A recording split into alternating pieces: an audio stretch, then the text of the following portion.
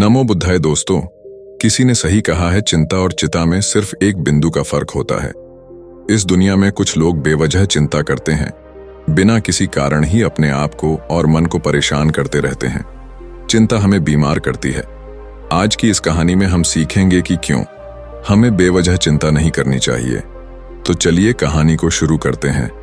एक गांव में एक किसान था जिसे एक बहुत ही बुरी आदत लग चुकी थी, और वह आदत थी बेवजह चिंता करने की। वो हर समय किसी न किसी चीज की चिंता करता ही रहता था। वो हर समय सोचता रहता कि कहीं मेरे साथ कुछ गलत ना हो जाए, जबकि उसकी जिंदगी में सब कुछ ठीक ठाक ही चल रहा था। उसके पास एक बड़ा सा खेत था जिसमें अच्छी खासी फसल हो जाती थी। खेती करने के लिए 2 बैलगाड़ियां भी थीं। एक अच्छा घर था, एक पत्नी और 2 प्यारे बच्चे थे। लेकिन फिर भी वो किसी न किसी अनहोनी के बारे में सोचकर बेवजह चिंता करता ही रहता था। कभी सोचता कि अगर मेरी फसल में कीट ढह लग गए तो क्या होगा, अगर आवारा पशुओं ने फसल को बर्बाद कर दिया तो क्या होगा, अगर सूखा पड़ी डीएच गया या फिर अत्यधिक बारिश हो गई तो मेरी फसल खराब हो जाएगी।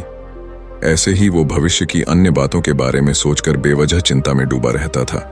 जैसे कि कहीं खेती के समय मेरे बैल बीमार ना पड़ी डीएच जाए, मेरे बच्चों का भविष्य कैसा होगा, कहीं बुढ़ापे में मुझे कोई बड़ी बीमारी ना हो जाए, मेरे बच्चे बुढ़ापे में मेरा ख्याल रखेंगे भी या नहीं, वगैरह वगैरह। अपनी इस लगातार बेमतलब चिंता करने की आदत की वजह से वह परेशान ही रहता था, और अब उसका किसी भी काम में मन भी नहीं लगता था। उसकी पत्नी ने भी इस बात को अनुभव किया कि उसे बिना मतलब चिंता करने की आदत पड़ चुकी है। उसने उसे कई बार समझाने की कोशिश भी की, तुम बेवजह चिंता करना छोड़ दे दो, लेकिन उसके समझाने का कोई मतलब नहीं रहा। एक दिन उसे पता चला कि नगर में एक बौद्ध भिक्षु आए हैं जिनके पास सारी समस्याओं का हल है। फिर एक दिन वो अपने पति को लेकर उस बौद्ध भिक्षु के आश्रम में पहुंची। बौद्ध भिक्षु बहुत ही बुद्धिमान और ज्ञानी व्यक्ति थे। किसान और उसकी पत्नी ने अपनी सारी समस्या बौद्ध भिक्षु के समक्ष रखी। किसान ने कहा, महात्मा, मैं हर समय किसी न किसी बात की चिंता करता रहता हूं। मैं ज्यादातर उन बुरी चीजों के बारे में सोचकर चिंतित होता रहता हूं जो अभी तक मेरे साथ हुई भी नहीं। किसान की समस्या को पूरे ध्यान से सुनने के बाद बौद्ध भिक्षु ने कहा, ठीक है, तुम दोनों कल सुबह आना और फिर मैं तुम्हें तुम्हारी समस्या का समाधान बता दूंगा। अगली सुबह जब किसान और उसकी पत्नी बौद्ध भिक्षु के आश्रम में पहुंचते हैं तो देखते हैं कि बौद्ध भिक्षु बहुत ही चिंतित अवस्था में जमीन पर पालथी मारकर बैठे हुए हैं और उनके सामने एक दूध से भरा गिलास रखा हुआ है। बौद्ध भिक्षु बार बार उस दूध के गिलास की तरफ देख रहे हैं और फिर कभी अपना हाथ अपने सिर पर रखते तो कभी जमीन पर। वो बहुत ही चिंतित और बेचैन दिखाई पड़ रहे थे। ये देखकर किसान ने पूछा, महात्मा, आप इतने परेशान क्यों लग रहे हैं? आपके समक्ष दूध रखा है, आप इसे पी क्यों नहीं लेते?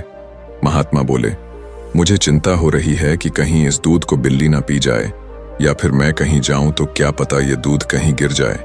मैं दूध को पीना तो चाहता हूं लेकिन मेरा अभी मन नहीं है। मैं तो यही सोच रहा हूं कि अगर ये दूध खराब हो गया या कोई गंदी चीज इसमें गिर गई तो फिर क्या होगा? इतना सुनकर किसान जोर जोर से हंसने लगा। किसान ने हंसते हुए कहा, इसमें इतनी चिंता करने वाली कौन सी बात है?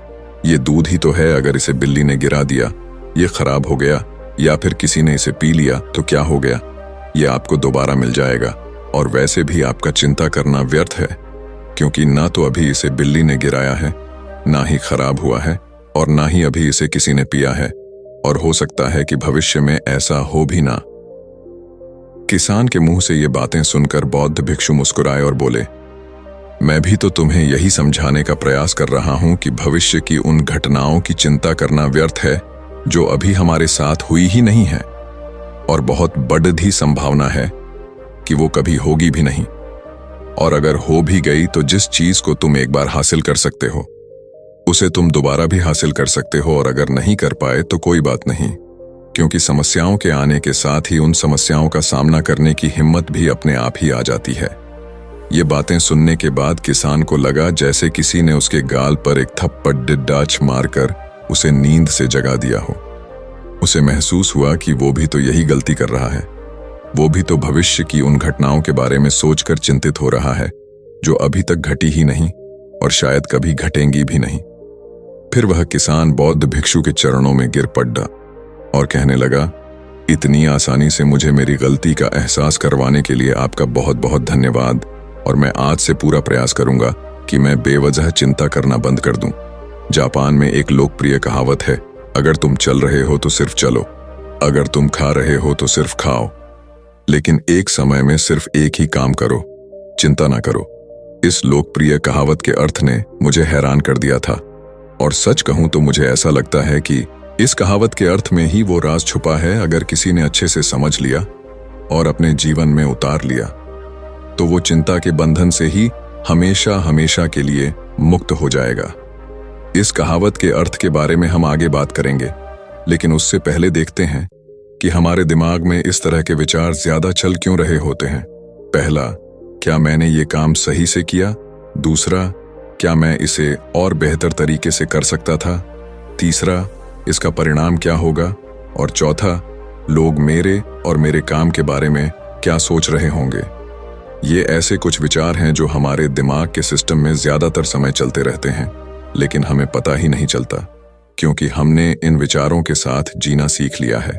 और हमारा दिमाग काम भी ऐसे ही करता है कि अगर हमने इस तरह के विचारों के साथ किसी काम को कई बार कर लिया तो फिर ये उसे अपनी आदत बना लेता है, और फिर हमारे चाहे बिना भी उस काम को करने का प्रयास करता है। शुरुआत में तो हम किसी भी काम को अपनी इच्छा से पूरे होशो हवास में करते हैं, लेकिन बाद में वो हमारी आदत बन जाता है, और फिर हम बस बेहोशी की हालत में भी बिना सोचे समझे उस काम को करते चले जाते हैं।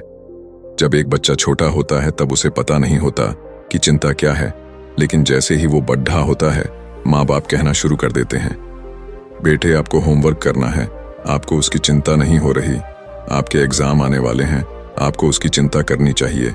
और ऐसे ही ना जाने कितनी सारी चीजों के लिए बच्चों के आसपास के लोग उसे चिंता करने के लिए कहते हैं, और वो छोटा बच्चा इस बात को मान लेता है।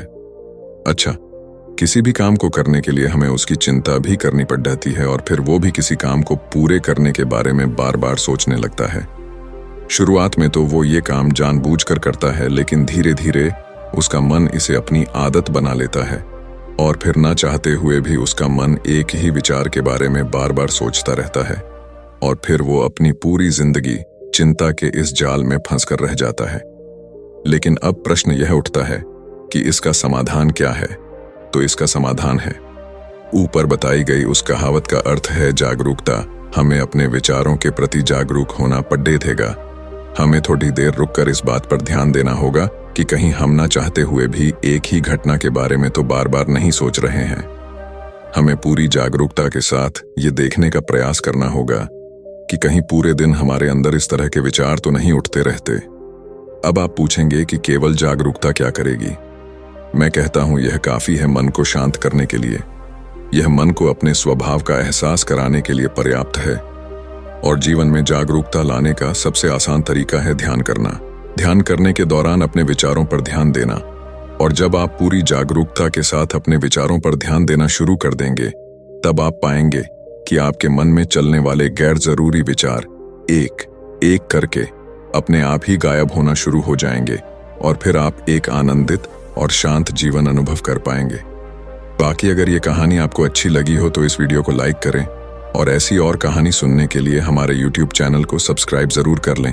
मिलते हैं हम आपसे ऐसी ही एक और प्रेरणादायक कहानी के साथ। नमो बुद्धाय।